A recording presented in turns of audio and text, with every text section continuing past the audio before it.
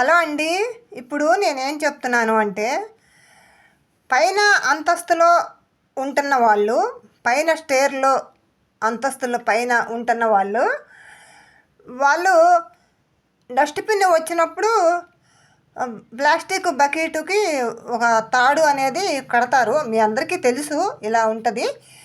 ఆ plastic bucket అనేది కిందకి వదులుతారు డస్ట్‌బిన్ వచ్చినప్పుడు దాంట్లో చెత్త పెట్టి. అప్పుడు అలాగా చెత్త పారవేయడానికని అలాగా ఉపయోగిస్తారు. మళ్ళీ వాళ్ళకేమన్నా సరుకులు కావాలి అంటే మళ్ళీ ఆ బకెటు కిందకి వేస్తారు.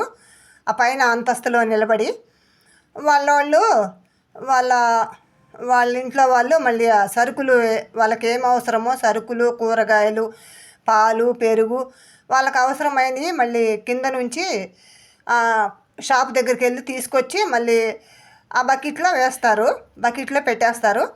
మళ్ళీ ఆ పైన ఉన్నవాళ్ళు ఇలాగ బకెట్ అనేది పైకి వాళ్ళు తీసుకుంటారనమాట. ఇట్లా బకెట్ అనేది పైకి లాక్కుంటారు. నేనేం చెప్తున్నానంటే, వాళ్ళు బకెట్‌కి ఆ ప్లాస్టిక్ బకెట్ ఉంటుంది కదా! దానికి తాడు అనేది సరిగా కరెక్ట్‌గా ఉండట్లేదు. తాడు అనేది సరిపడగా ఉండట్లేదు. వాళ్ళు పైనుంచి బకెట్ వదిలినప్పుడు తాడు అనేది సరిపడగా ఉండట్లా. మనిషి మొత్తం శాంతం కిందకి వంగుతున్నారు. మనిషి మొత్తం శాంతం కిందకి వంగి ఆ బకెట్ అనేది వదులుతున్నారు. అది ఏమాత్రం మంచిది కాదు. చాలా ప్రమాదం జరిగిద్ది. మన బకెట్ కిందకి వదిలినప్పుడు మనకి ఇలా సరిపడగా తాడు అనేది మనకి సరిపడగా కరెక్ట్గా ఉండాలి.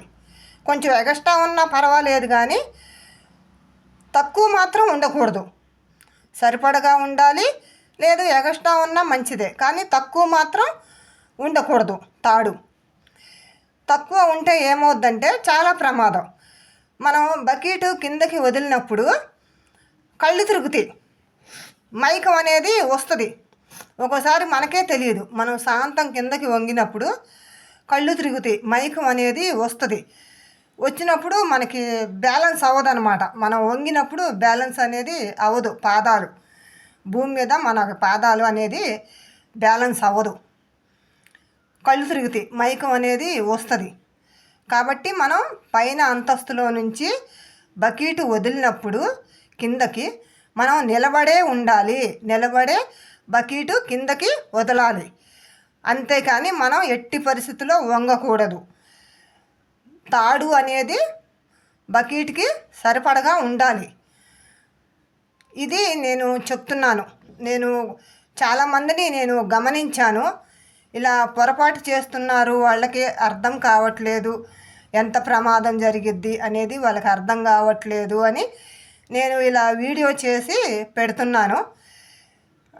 నన్ను మీ సిస్టర్గా అనుకుంటారు, మీ కూతురుగా అనుకుంటారు అని ఒక నమ్మకంతో మీకు జాగ్రత్త చెబుతున్నాను అనుకుంటారు అనే ఒక నమ్మకంతో ఈ వీడియో చేస్తున్నాను. వీడియో నచ్చిన వాళ్ళు లైక్ ఇవ్వండి.